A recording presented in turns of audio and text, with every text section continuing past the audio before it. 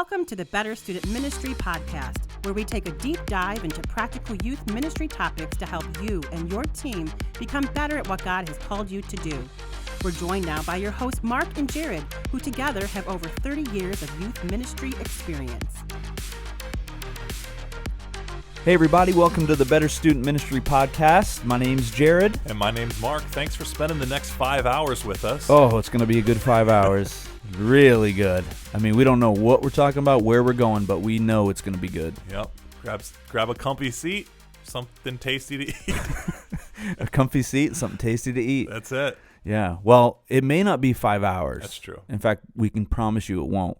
However, it will be good. And one of the reasons is we got a very special guest with us today.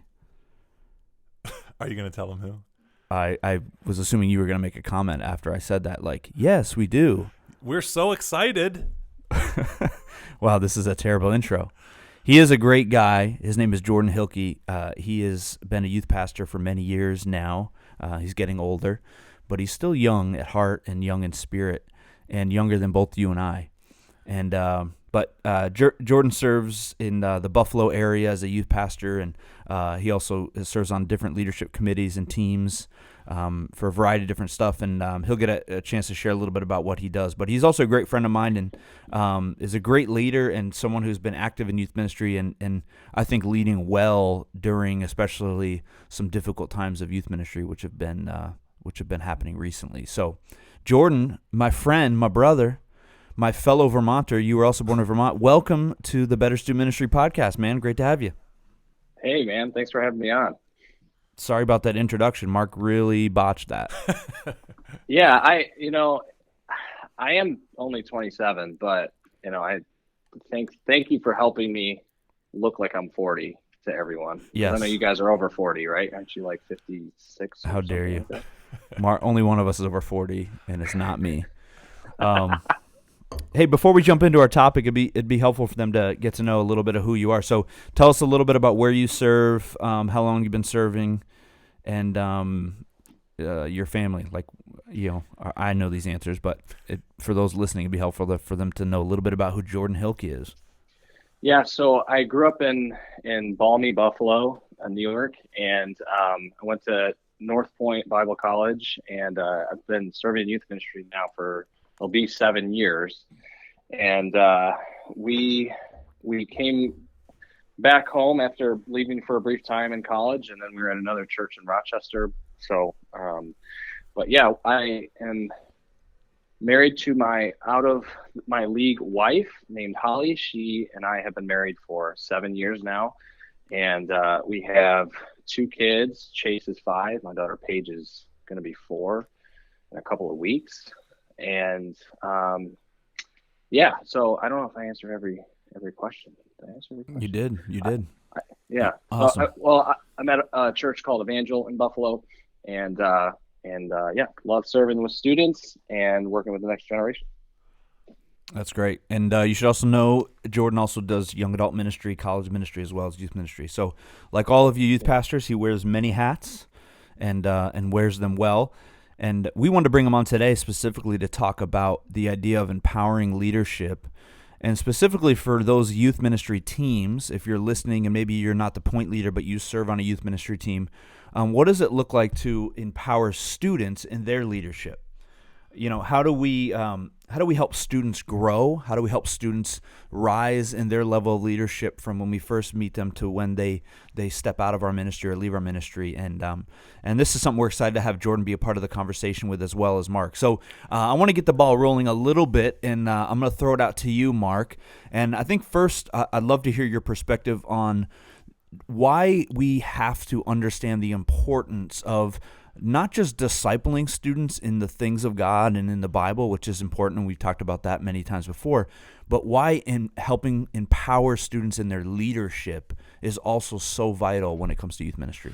I think keeping in mind, we say this a lot, keeping in mind a long-term view of things. I think by identifying and nurturing leadership gifts in students while they're still within our youth ministry sets them up for success when they're no longer in our youth ministry. ministry. It's a safe environment to cultivate and practice some of the skills of what does good leadership look like, what does selfless leadership look like, what does servant leadership look like, and we're able to kind of surround them with all of the resources and all the supports and all the encouragements that they need.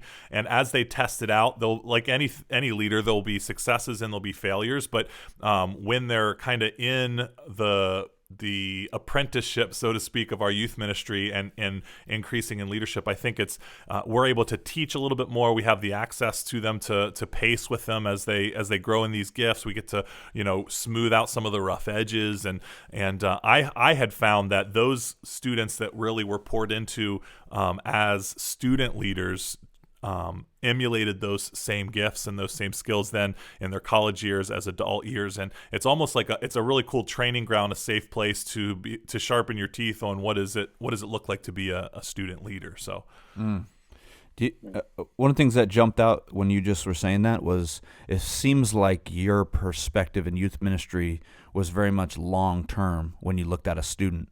Yeah. And Jordan, I'm interested to hear from you, like, the idea of a long-term perspective of a student versus a short-term perspective. Have you seen that in your experience in youth ministry, where maybe some people have one or the other, and what's been your take when it comes to viewing a student that comes into your ministry, either long-term or short-term? How does that look for you? What do you feel like are the benefits of a long-term view of ministry? Yeah, so particularly with leadership, I think one of the things that we see is the value of that is it gives them that empowerment, that ownership of a ministry. Hey, I'm a part of this. Hey, I want to be there. Hey, I believe that I'm a part of the greater picture of things. I'm not just coming in to be a consumer, but I'm actually a contributor, which Craig Rochelle talks a lot about that, about being a contributor. And I feel like that is the danger of where church is going today, is we're seeing a lot of consumers, people that are just coming in and they got no skin in the game. They come in, they veg out, and they leave. And so I think having a long-term plan, if they're not plugged in or being trained in leadership in any way, I think there's a very slim chance that they become a long-term person in ministry and in church in general, because if there's no ownership, it's really easy just to bounce. And so we've seen that as kids become a part of what we're doing, the kids that we've empowered to become leaders and have been giving them a significant part of the ministry, they eventually graduate and they become leaders on our team. They become a part of our college ministry, and they become a part of serving the greater body at large. And so it looks like long-term connections with students and leadership go hand in hand. Yeah, let me ask you guys this follow-up question too, as we kind of still are getting started with this idea of student leadership. And I've heard different leaders have different perspectives. Jared, I'd love to hear your thoughts, and then Jordan, yours after.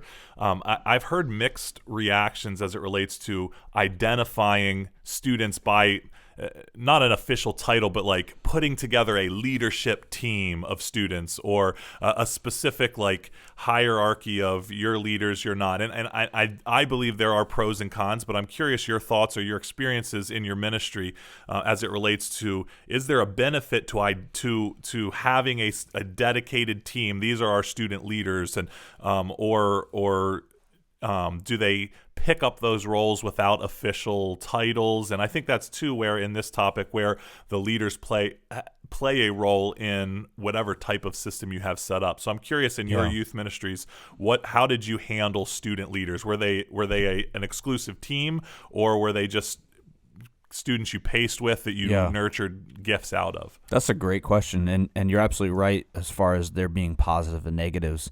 And I think I've made mistakes on both sides. So like one of the positives is it creates an infrastructure for you to plug students into, right? Where it's like, here's our different leadership roles. So as students want to become elevated in their leadership, as we want to elevate them, this is the system of which we operate. So it's not subjective. It's not like, I hope this works out. It's nice and a little more simple, and you've got so that's one of the benefits to it. And I should start by saying I'm not going to advocate one way or the other. Maybe that feels like a cop-out, but I do think it depends on your situation. Yeah. Like you said, both have positive and negatives. One of the negatives is you will inevitably have to deal with the separation and grouping off of student, cliques or whatever, which is always an issue in youth ministry, but this can easily take it to the next level. So here's my recommendation. You definitely should do some type of student leadership plan or process that at least you and the leadership team are aware of what that looks like. But leadership should be about serving, not about talent. Mm-hmm. And that's where I think a lot of youth pastors get it wrong, and I got it wrong, is you tend to make your leadership categories based on talent. Oh, you're good at worship. Okay, you're the worship team. You're leaders. Well, maybe, but we all know the worship team tends to be the, Yeah. Jordan, you know what I'm talking about. So it's not just mine then, okay. No. So we tend to create these categories based on talent, and then we find the students that are talented. Oh, you're really outgoing. Okay, you're in the greeting group or whatever, versus making leadership what it really is, which is about serving. Yeah. So I think it's almost like have you ever heard the term "embrace the suck"? It's like when something's really bad, it's like you just got to embrace it. I think it's like a military term. I think that's kind of true of leadership, which is, hey, we're here as leaders to serve people, not to get accolades, not to get glory, not to be promoted and walk around as we're the leadership team. So I do think you have to almost make it in a way that is, it should be fun, but it's not always fun. Like this is about, like we're the ones who are picking up trash. We're the ones, you know what I mean? So you really identify what leadership is about, which is laying down yourself for the people around you. Yeah, and Jordan, I think you started you made a comment that made me think of that question, like this idea of I'm coming into our large group gathering or our small group or an event or whatever it is, and thinking, okay, what am I able to contribute to making this a great experience? And in doing so, it becomes a great experience for me as well. What is your kind of take on that idea, Jordan, related to identifying leaders and is there like a elite group or how do you handle that structure? Yeah, so I think Jared is right that I think it depends on your context. The church I was at before this, it was a lot more formal. We had a leadership team and we used to meet monthly and it was invite only and honestly, like I actually saw a lot of kids get hurt by that. And I mean, I had a lot of conversations with parents that were like, how come you don't see that in my kid? And it was, and I'm not saying that's, you're like, let's be honest, Mom. I think we all know. The very fact that you're coming to me and saying this proves your kid's not a leader. So I'm not saying that, all right, that's a bad way to do things. But in my context for us, we haven't made it a formal, hey, you're team leader, A or whatever. So what we've tried to do is we've done a lot of the structure kind of in the background instead of the formal, here's your title, you're on this, you're team captain of this or whatever. Kind of really for a lot of the reasons Jared was saying, like we've seen in ministry situations where I did try to do that, it was all about the title. And it really kind of lost focus. And that could have been on me. I'm not saying it was on the kid. I mean, it could have been on me. I put too much emphasis on the title or whatever. But so for us here, what we try to do is, really leaders are like oil, man. They rise to the top. It's pretty obvious who the leaders are at times. And but again, you got to keep your eyes out for the outgoing kid and the non-outgoing kid, because the non-outgoing kid who is like, probably your best leader could just be falling along the wayside. So when I meet with my team and we meet every month, we always have a leadership discussion and we kind of look at the teams that we do have, our worship team, the kids that are responsible for connecting with people. We empower kids for doing some front of the room type stuff and just and a few other things too. But I always ask the question, hey, who are we missing? How do you feel like it's going with the current structure we have with this team? And we'll talk about worship team. We'll talk about greeting team. We'll talk about fine arts. We'll talk about what specifically they're doing and how it's going with the kids that are there. And I asked them, I said, more of the eye test, like who's a leader in this situation. And I like to have the leaders involved in that conversation because my eyes are just two, and I don't see a lot of the little intricacies that are going on. And so I think it's really important when we're identifying leaders, empowering leaders, like having your whole team involved is really, really important. Because if you're the youth pastor and you're the only one making those calls and looking for who plugs in where, you're really going to miss a lot of people. Yeah. So one, I love that point, Jordan, and you brought up something where you talked about it's easy to identify students who are outgoing and interpret that as leadership. One of the things I think Mark has been so great at in his time in youth ministry is identifying potential leadership in people that maybe nobody else sees. And I actually think, and I want to get your guys' take on this, this is one of the keys to leadership development and empowering leadership is your ability to see potential in people that maybe no one else sees, and often, in fact, they never see in themselves. And this is one of the most, like, to me, one of the most beautiful things of youth ministry, when you look at a student who thinks they have no talent, no gifts, no leadership potential, and as a leader, you come to them and like, man, I really see something in you. And then you help cultivate that and grow it. And a year, 2, 3, 5 years later, who they are as a person, who they see themselves is totally different because you spoke life, or another way to be like you spoke light into an area that was totally dark for them. And so, Mark, is that a skill that people just have, or is there a way as youth leaders that we can all try to get better at recognizing potential leadership in students? Yeah, I think it's a little bit of both. I think a lot of it has to do with the relationships you have with students and your ability to kind of suss some of that out a little bit. But there's a lot of things that every leader can do that I think will help begin to trigger an idea of, hey, do I need to pursue this leadership gift more? So like at the end of a Wednesday night, I'll just kind of like broadcast as we're wrapping up, hey, if anybody can help us stack chairs and roll tables out of the way as we get the sanctuary reset for Sunday morning, if you're still around and you can help us, stack tables and or stack chairs and roll tables, we'd love to have your help. And inevitably, there will be 95% of the room that will just continue to have conversations, and then there'll be those 5% of kids that'll be like, all right, let's start working. And any leader can do that, right? We do that at retreats all the time. Like we're at the end of a game, right? And one of the leaders is like, hey, if you guys could help me grab the stuff that's here. And you don't like, you don't even also, a good test is don't like heavy hand make the announcement, but you just float it out there like, hey, we could use some help. And those kids that stick back and help clean up, those are probably the not super social kid because they're having the conversation as they're walking back to whatever's next. But those are some potential leaders because of their willingness to make sacrifice, their willingness to serve, and so those would be kids that I would kind of lean into and target. I think as we talked about, there's pros and cons to both sides. I think a lot of it does have to do with the type of team that you have or the type of leader and relationship that you have as a volunteer leader, as a point leader.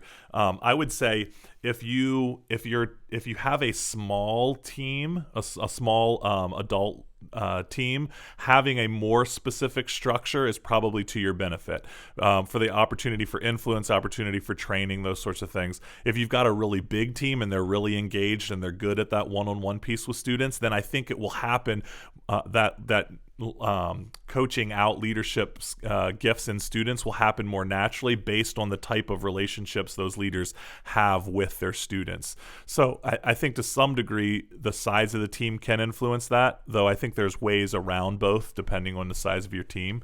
But I know with my volunteer leaders, a constant conversation that we had with them was, are you inviting students to the next level of wherever they're at, right? So they walk in and they don't have any relationship with Christ. What's the next level for them? They've just recently made a decision for Christ. What's the next level for them? They've been coming to the group now for a couple of years. They've made a decision for Christ. What's the next level for them? And inevitably, leadership skills will always be a next level somewhere in their students' journey.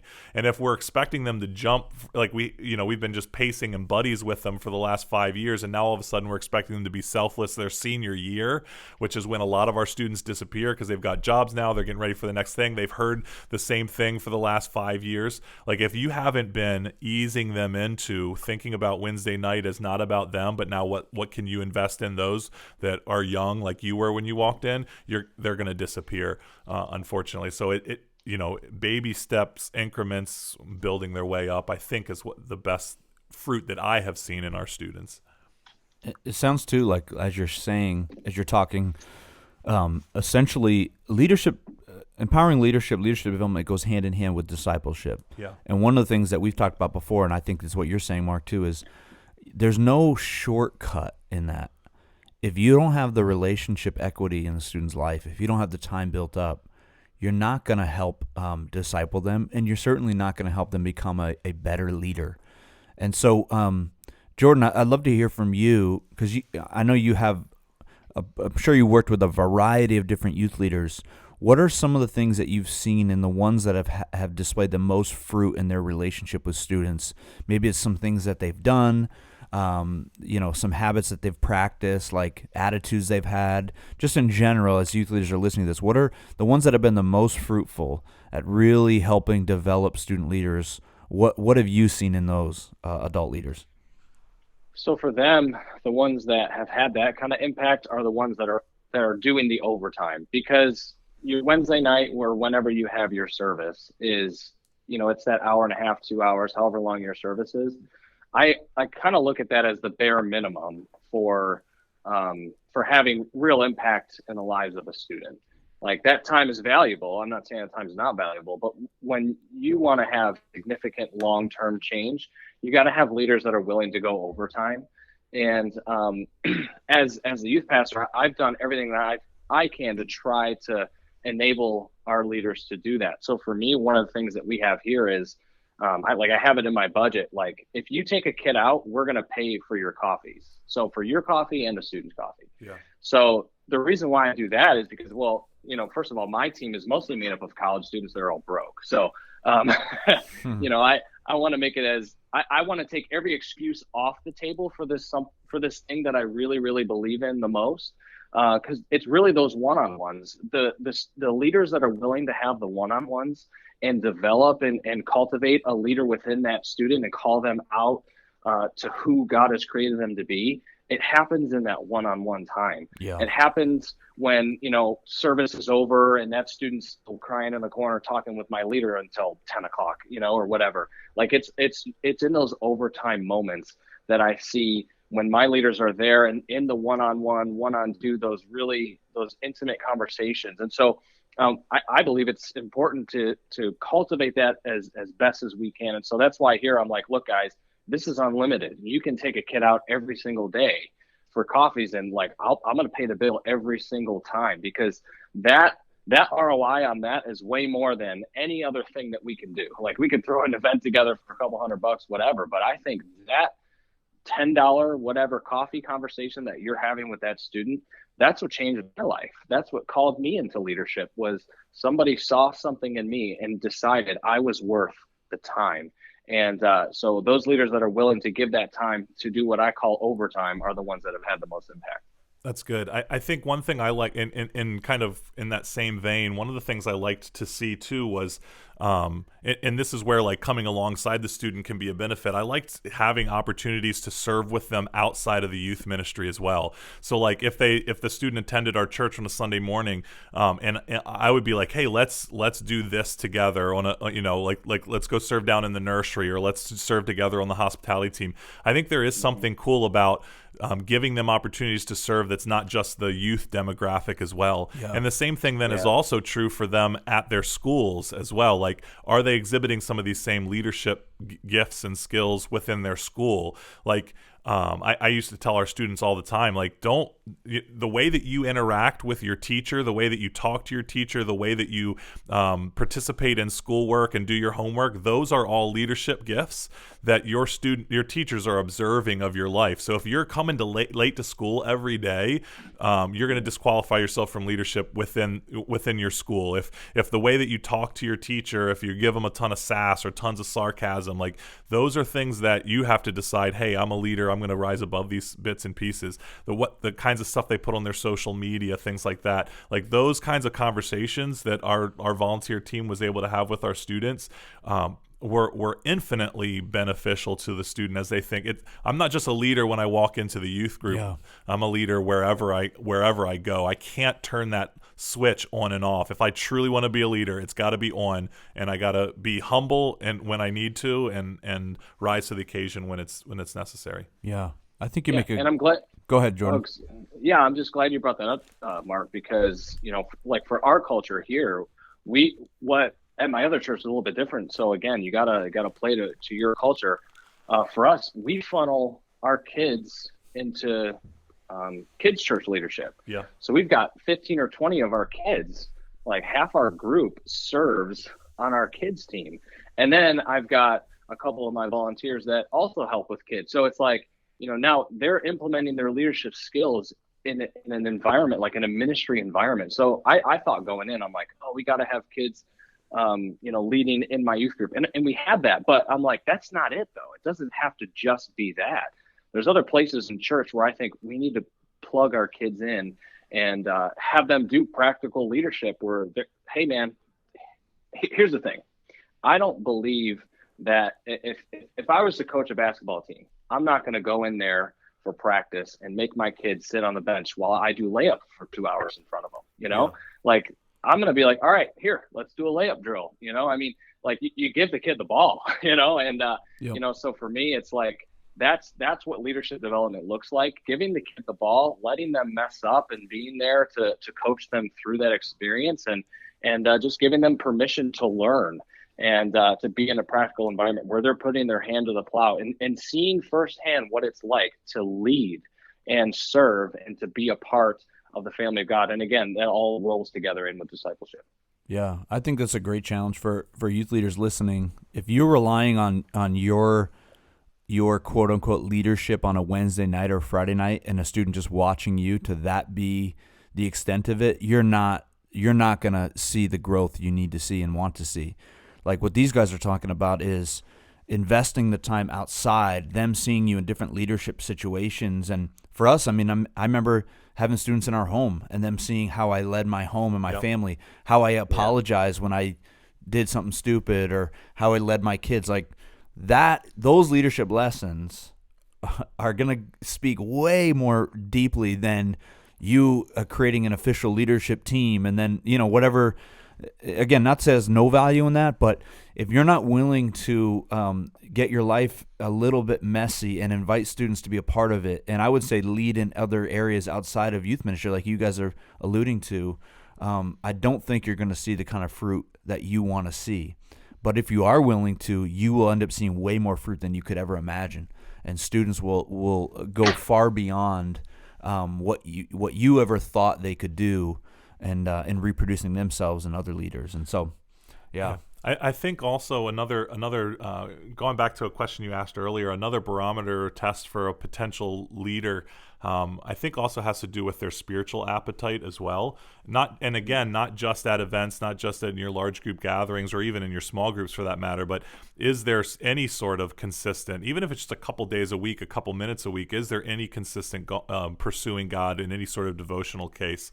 And you don't know that without the relationship with them, without pacing with them and understanding what their spiritual disciplines look like. And so, the starting line for me in coaching and helping students think about leadership is them getting plugged into the pipeline, which is the Holy Spirit, and being able to empower them for leadership. Otherwise, they're emulating leadership skills without having the heart that's been redeemed for it. And so whenever I'm working with a student or if they come to me like, hey, I want to do some more leading, I want to do something else, that's almost always the first place I'll go to is, hey, let's talk about how are you feeding yourself by the Holy Spirit through Christ that is going to allow you to have something to give. Right. And the same thing is true for my leaders. When I was a youth pastor, if my leadership team did not have a regular devotional life, spiritual disciplines in their lives, I was usually able to tell because of the way that they served and the way that they led,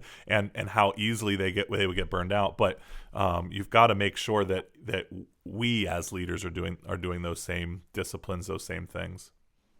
Yeah, I love that. It's a great point. One last thought I had, and I know we're kind of coming to the end of our time here, but I want to share this thought, and then if you guys have any kind of follow-up thoughts on this. We've talked before on this podcast and our training videos about the importance of having discipleship environments and different environments, and we've mentioned a few of them. For example, a large group gathering, a service, small groups, maybe one-on-one. Those are kind of 3 typical discipleship environments. One of the things that we really encourage our leaders to do is to say, you should be looking for opportunities to elevate your students in leadership in each one of those environments alongside of you. So we've talked a little bit about the large group. That's probably the easiest one, right? What are ways that you could give them assignments that they're responsible for, leadership moments, and there's a difference between just giving a task and giving versus giving actual authority. So what are some ways of which you could do that and entrust them in the large group, and then inevitably when they mess up, you follow up and you continue that. But even in a small group setting, so one of the things that we would do is to say, hey, when you start to see students who are kind of rising in their leadership, invite them into more leadership roles within that small group. So challenge them to say, if your practice is, hey, we're going to connect with all the students in my small group once a week, start to invite a student to do that with you. And say, hey, why don't you text everybody in the group this week, and then follow up with them. Have them help if you're doing like a study or a lesson or whatever. Invite them to lead it with you. Like, look for those moments. And then even in the one-on-one, you can invite them into leadership moments where if you have certain conversations or practices, you're like, hey, why don't next week when we get together, I'd love for you to come up with some stuff for us to talk about or some questions. You know what I mean? Yeah. There's easy ways of which in every one of those environments that you're with students, you can look for simple ways to elevate their leadership. And so before we close out, like from either one of you guys, was there anything like that you've done or seen effective, maybe something really practical for a youth leader to do with a student to help them just kind of go to the next level? No? Okay. Thanks, everybody. This is